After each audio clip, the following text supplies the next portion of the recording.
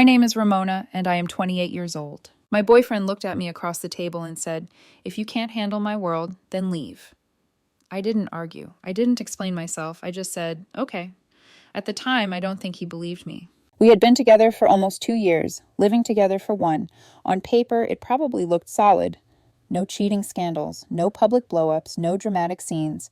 Just a couple with shared routines and future talk that felt safe enough not to question. That's what I thought we were.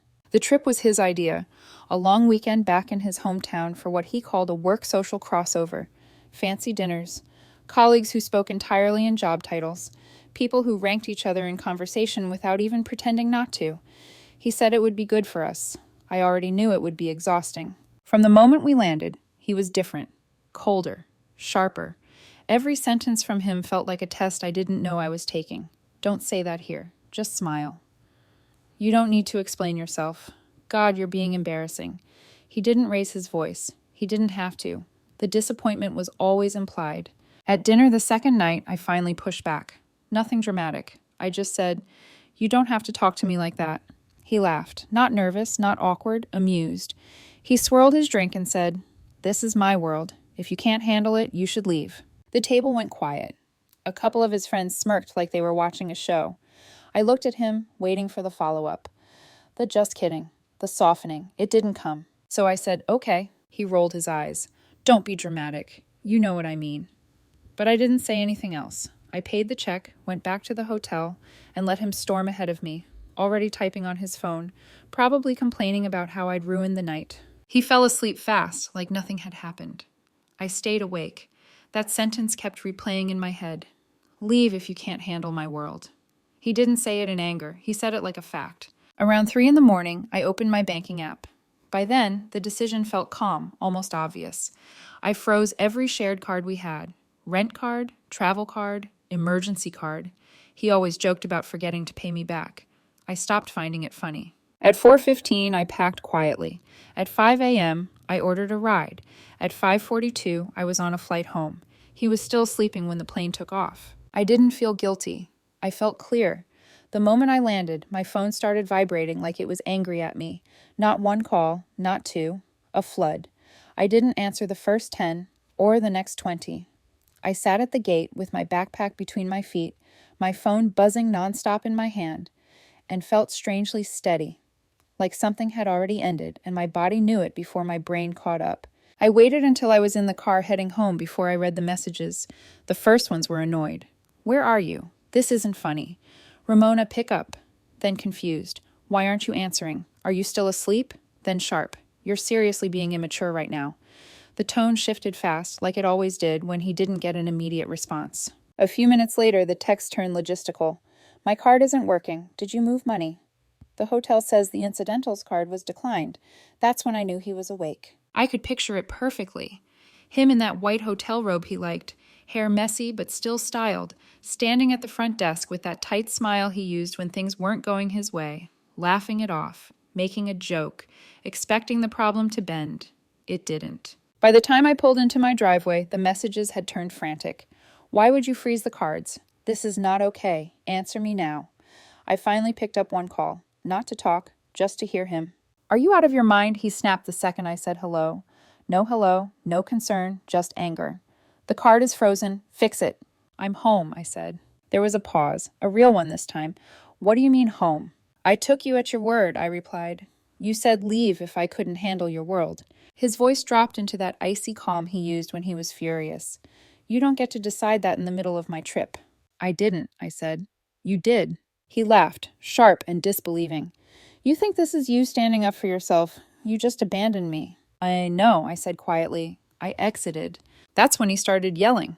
About flights, about embarrassment, about how he had meetings and plans and people waiting on him. Not once did he ask why I left, just how it inconvenienced him. I hung up when he called me selfish. A minute later, my phone buzzed again.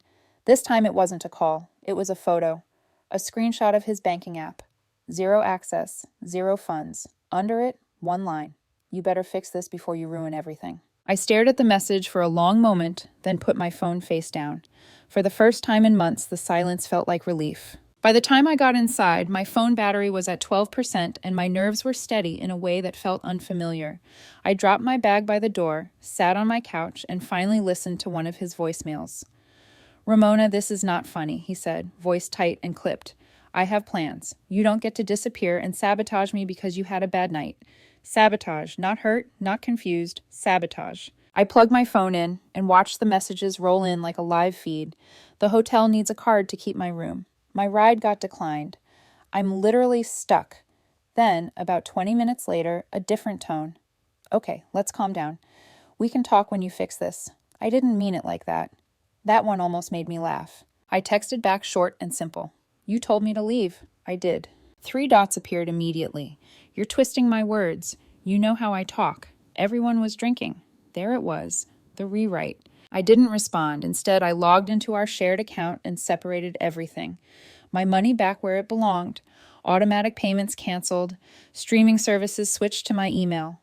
The small conveniences he never noticed because they always just worked. 10 minutes later, he called again. I answered. "Are you seriously doing this right now?" he demanded. "I'm at the front desk and they're asking questions." "I'm sure you'll figure it out," I said. His voice sharpened. "I shouldn't have to figure it out. You're my girlfriend." "Were," I said. "You made that pretty clear." He scoffed. "You're acting like I kicked you out. I was just being honest." "Honest doesn't mean careless," I replied. "And it doesn't mean I have to stay." There was silence, then quieter, more dangerous. "You're going to regret this." "Maybe," I said, "but not today." He hung up. 5 minutes later, I got a notification. He tagged me in an Instagram story, some vague quote about knowing your worth and people who can't keep up. I stared at it for a second, then muted him. He thought this was about control. He hadn't realized yet that I'd already let go. I thought muting him would slow things down. It didn't. By noon, his friends started reaching out, not asking what happened, telling me what I'd done. Apparently, I was emotionally unstable, insecure, pulling a power move because I couldn't keep up. Funny how quickly the story gets written when one person controls the narrative. One message stuck out. "She's stranded. This is cruel." You always knew how important this trip was to him. Always knew. As if knowing meant agreeing to be treated like an accessory. As if my role was to absorb whatever mood he was in and keep the machinery running. He called again around 1 p.m. I almost didn't answer, but curiosity got the better of me. His voice was different this time, controlled, careful. "Okay," he said. "Let's reset. You made your point." "I wasn't making a point," I replied. "I was listening." He exhaled sharply. "You're being dramatic. You know I didn't mean leave literally." "That's the problem," I said. "You say things you don't mean and expect people to just absorb it." He paused, then switched tactics. "I'm embarrassed, Ramona. People are asking why you're not here." I waited. "Well," he snapped, "aren't you going to apologize?" "No." His breath hitched. "So what, you're just done?" I looked around my apartment. Quiet, familiar, suddenly peaceful. "I think I've been done longer than I realized." That set him off. "You think you're better than me now? You think running home makes you strong?" "No," I said calmly. "It just makes me not miserable." He laughed bitterly. "You'll come crawling back. You always do." That certainty, that assumption that I'd fold, told me everything I needed to know about how he saw me. "I'm not freezing the cards forever," I added.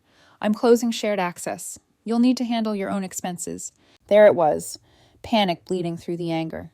"You can't do that," he said. "I didn't plan for this." "I know," I replied. "I always did." He went quiet, not angry, not sarcastic, afraid. "I need you right now," he said softly. For the first time, I didn't feel pulled by it. "I needed you to not treat me like an inconvenience," I said. "We're even." He hung up without another word. 5 minutes later, the calls started again. I didn't answer. Somewhere between takeoff and landing, I'd finally left his world. He just hadn't caught up yet. The messages got longer and meaner. When anger didn't work, he went for shame. "Everyone thinks this is unhinged. My friends are asking if you're having some kind of breakdown.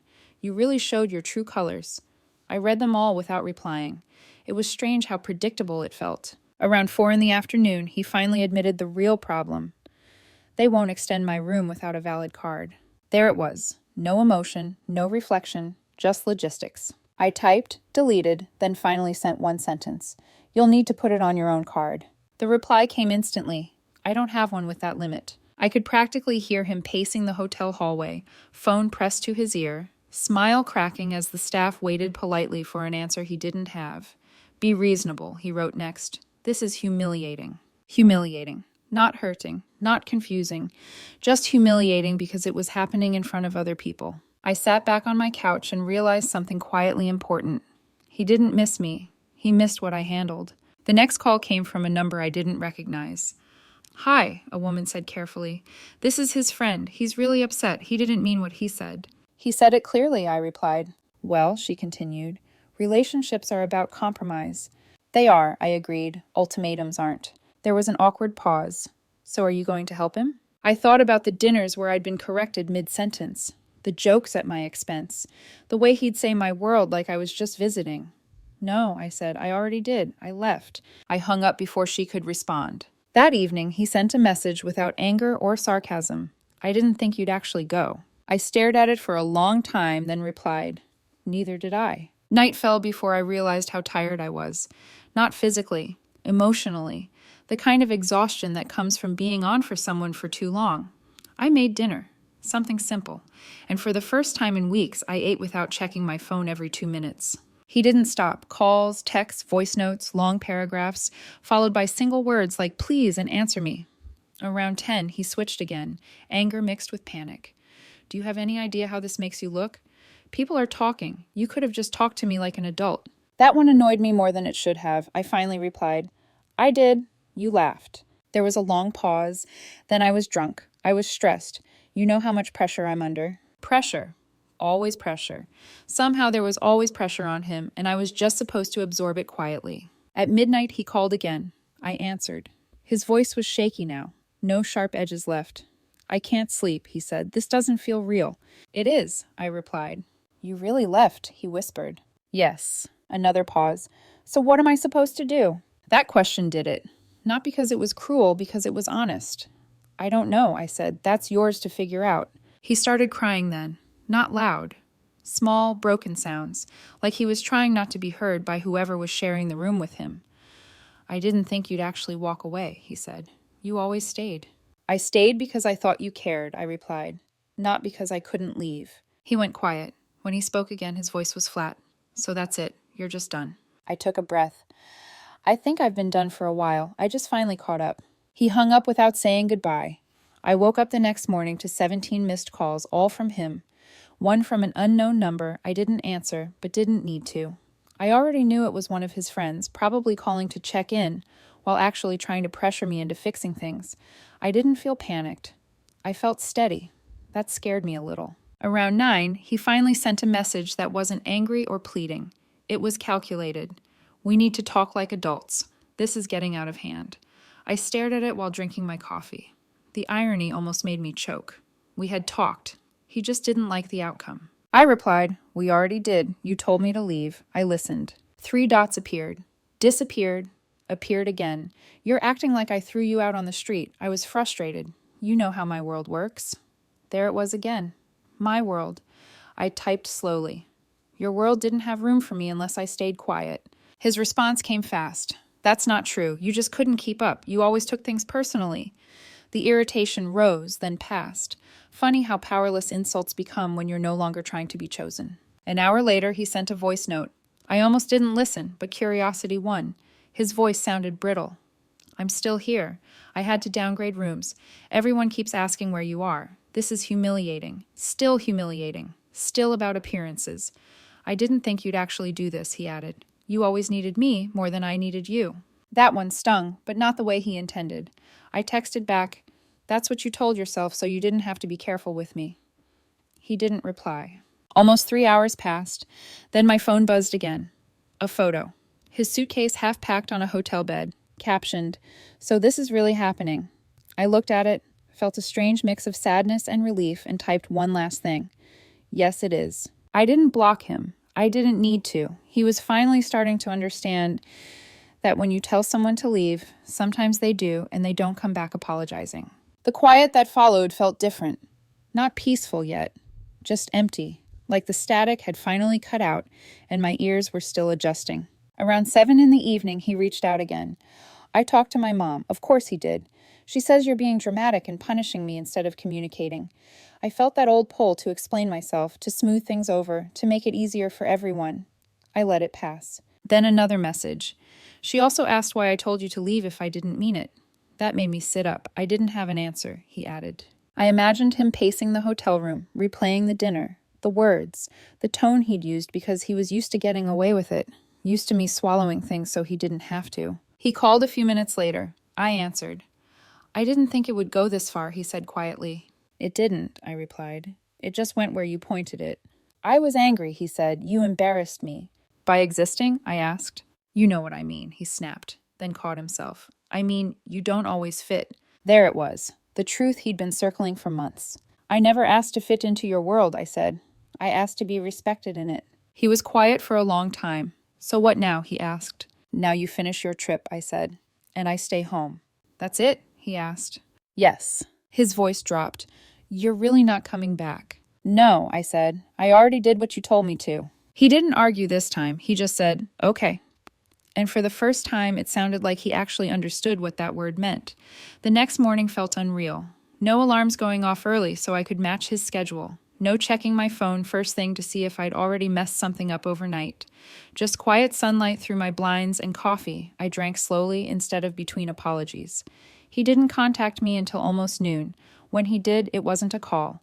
It was a long message, the kind that's clearly been typed, deleted, rewritten, then sent anyway. I'm coming home tomorrow. We need to figure out logistics. I don't know what you're expecting, but I can't just pretend this never happened. That last line almost impressed me. Almost. I replied a few minutes later. You'll need to make other arrangements. I'm not pretending either. His response came fast. So I'm just not welcome in my own apartment now. I read that twice. My apartment, he'd said for months. Funny how it was suddenly ours again. The lease is in my name, I typed. You know that. He didn't answer right away. When he did, it was a voice note. You're really doing this. Disbelief creeping back in after everything we've been through. You're just erasing me. I called him back. I'm not erasing you. I'm separating from you. That's the same thing, he snapped. It's not, I said. Erasing is pretending nothing happened. I remember everything. He went quiet, then softer. I didn't think you'd actually choose yourself. Neither did I. I didn't plan to, I said. I just got tired of choosing you when you never chose me. He sighed, long and shaky. So what? You're done. Done. I looked around my apartment again, my place, my rules, my peace, and felt something settle in my chest. Yes, I am. He didn't argue this time. He just said he'd pack his things when he got back. After we hung up, I sat there for a while, letting it sink in. I hadn't left angry. I hadn't left to teach him a lesson. I left because he told me to, and for the first time, I believed him. He came back 2 days later, not to talk, not to fix anything, just to collect what was his. I wasn't home when he arrived. That was intentional. I'd left a note on the counter with a time window and instructions.